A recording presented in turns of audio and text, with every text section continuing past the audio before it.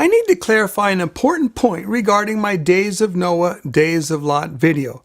Some of my viewers thought that I was denying that there would be relative normality at the time of the rapture. Folks, this is absolutely not the case. I agree with my YouTube friends that there will be relative normality at the time of the rapture. We differ only on the details, not on the concept. If you want to watch my clarification on this matter, stay tuned.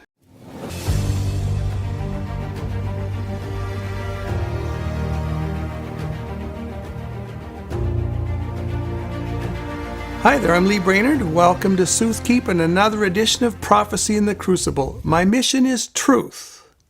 Truth at any cost, truth above every other consideration, particularly truth in the prophetic arena. Now, the truth that we're looking at today is the truth found in Luke 17, verses 26 through 29 on relative normality. And let's start by looking at this passage closely and reading it. As it was in the days of Noah, so also it will be in the days of the Son of Man. They ate, they drank, they married wives, they were given in marriage, until the day that Noah entered the ark. And the flood came and destroyed them all. Likewise, as it was also in the days of Lot. They ate, they drank, they bought, they sold, they planted, they built. But on the day that Lot went out of Sodom, it rained fire and brimstone from heaven and destroyed them all.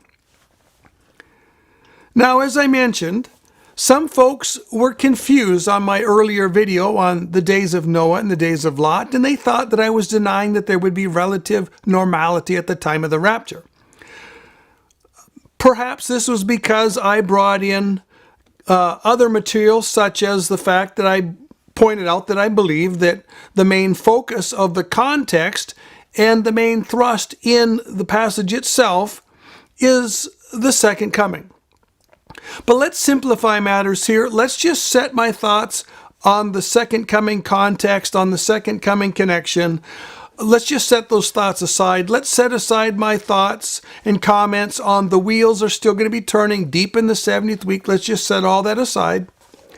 And we'll leave that for a future video. Let's just focus on relative normality at the time of the rapture. Now, the main point that we want to look at when we're looking at relative normality at the time of the rapture is the typology of Noah, and there's two main points here. The first that we need to observe is that the flood parallels the tribulation. At the time of the flood, a significant amount of time elapsed between the start of the flood and the time when the flood reached its full height, that it covered all the tall mountains and it destroyed the last of the ungodly on the planet that were trying to escape the ravages of the judgment. Likewise, in the last days, there's going to be a significant time that's going to pass from the start of the tribulation until the tribulation reaches its climax at the second coming and destroys the last of the ungodly that are fighting for their very lives. The second point that we need to observe is that the days of Noah parallels the days of the Son of Man. And if you observe the Old Testament story and you observe the analogy here in Luke 17, the days of Noah began before the flood started. So it's the time prior to the judgment, and then it includes the time of the judgment. So this implies that when we come to the last days, the days of the Son of Man are going to start prior to the beginning of the tribulation, and they're going to go back into the time of the church age. We don't know how far back they're going to stretch, but it'll be at least the end of the church age. And this allows two parallel applications of the Noah typology, because Noah's deliverance perfectly fits the church being delivered out of the scene of judgment in the heavenly ark where she's taken to the New Jerusalem, but it also perfectly fits the sealing and deliverance of some of the early trib saints who are going to be taken through the tribulation in the earthly ark or the tribulation ark. Because, and folks, notice this, The relative normality at the time of the rapture is going to be virtually identical to the relative normality that's just a few weeks or a few months later at the time of the sealing and of the early trib saints that are going to be going through the tribulation. But at any rate, we're not looking at the trib saints right now. We're looking at the rapture of the church. So let's turn to the question of the relative normality that we're going to see at the time of the rapture. Notice in Luke 17, verses 26 through 29, we see 4 couplets. We see eating and drinking, we see buying and selling, we see building and planting, and we see marrying and giving in marriage. Now, these observations do not imply, like some seem to think, that there's going to be worldwide peace or prosperity on the globe at the time of the rapture. They only imply that we're going to see the continuation of the same normality, the same relative normality that has been on the planet for the past centuries, indeed for 2,000 years. The wheels of the world are going to still be turning in the same way that they've been turning for 2,000 years. And men are going to be engaging in life's basic pursuits without serious regard to eternal matters, just the same way they've been doing for the last 2,000 years. In fact, men are going to be ignoring the warnings and the signs of coming judgment, even as the men did in Noah's day. So, folks, there are not going to be any significant changes at the time of the rapture. For all of the history of the last 2,000 years, people went about life's basic pursuits, some of them in time of peace and some of them at the same time in different places in time of war. And for all the history of the last 2,000 years, some have been going about life's basic pursuits in vast wealth, others in prosperity, some in modesty, and some in poverty. And there's not going to be any change of this status quo during the time of the rapture of the church.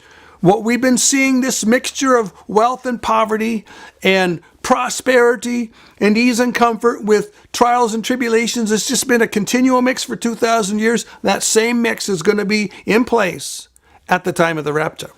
Now, what is this relative normality at the time of the rapture going to look like? There are 3 considerations that we need to take under our purview if we're going to inform our perception. The first consideration is the thief in the night. So in your mind, be thinking of the thief in the night passages and other similar passages, because they're all going to shed light on Luke 17, verses 26 through 29. Now, the gist of this thought is that the world is going to be fast asleep, and trouble is going to sneak upon them unawares, just like a burglar sneaking in the middle of the night, and you don't even wake up. The burglar comes in, sneaks into your house, steals stuff and leaves, and you didn't even notice. This is the kind of surprise that's going to be coming upon the world at the time of the rapture. This means that there's nothing going on in the world that's unusual. There's nothing going on in the world that's so far out of normal that they're going to be awakened. The sounds in the night are going to be the same. The difficulties around them are going to be the same. So this means that whatever we're going to see at the time of the rapture in the way of war and conflict and famine and food shortage and things like natural disasters, these all have to stay really close to the same normal localized patterns that we've seen for the last 2,000 years in the church age, particularly the last couple centuries. Events cannot stray outside of these normal patterns very far. Otherwise, they're going to take on characteristics that are more like the tribulation time and less like the normal course of this age. And as long as events going on at the time of the rapture stay within these historical patterns, the world, and folks, by the way, the world is jaded to these normal trials and tribulations that we have. They just learn to ignore them, especially if they're in somebody else's backyard and not in ours. So as long as these events stay within these normal historical patterns, the world is going to continue sleeping. Now, the second consideration that we have to take in mind is that the baseline for the time of the rapture, in other words, the baseline for the relative normality at the time of the rapture, is not the relative normality that's prevailed in America for the last 200 years. It's the relative normality that's prevailed in the world for the last 2,000 years. Folks, the relative normality that we've experienced here in America for the last 200 years is an abnormality. It's not normal. It's an outlier. It's an anomaly. In fact, we currently see America's experience regressing back towards the normal baseline for the entire world, and America's becoming less and less following her own trajectory. Now, what is this baseline that we're talking about?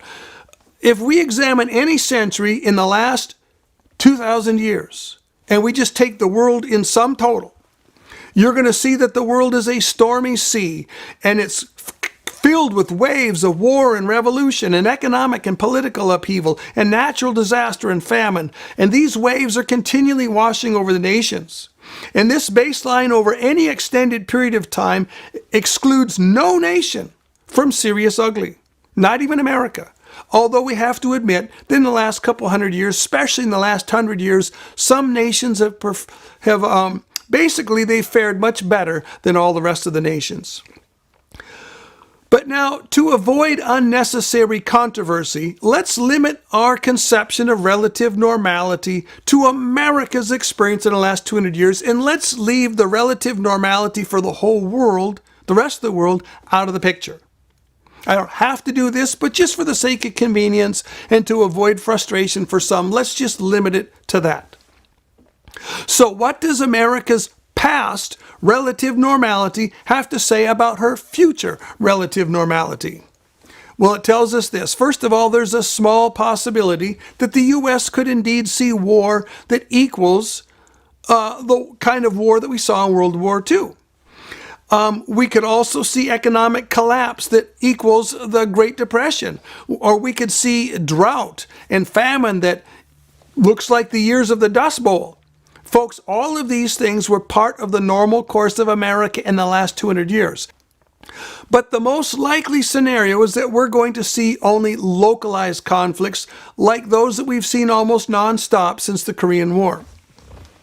In fact, what we're seeing right now in Ukraine is a good example, because Ukraine is essentially America fighting Russia in a proxy war where we're using Ukraine. And we're probably only going to see recessions like we've seen over and over again since World War II. And folks, the economists tell us that we've had 13 recessions since World War II. And we're probably only going to see the same kind of droughts that we've been seeing over and over again for the past 4 or 5 decades in the Midwest. Nonetheless, and I got to qualify this, folks, nonetheless, while probabilities are in our favor that America is only going to see the kind of trials and tribulations that we've seen in the last 70 years, there's nothing in relative normality that says that America can't equal or approach any of the painful events that we've experienced in the last 200 years of American history. Nothing in relative normality, nothing in Luke 17:26-29 forbids America from seeing in the future what she's seen in her past. Now, the third consideration is that as we approach the end of the church age, we're seeing the early birth pangs of the coming tribulation sneaking more and more into our world around us, and it's affecting the baseline that we're feeling for relative normality. It's slowly bringing that baseline of relative normality a little bit higher.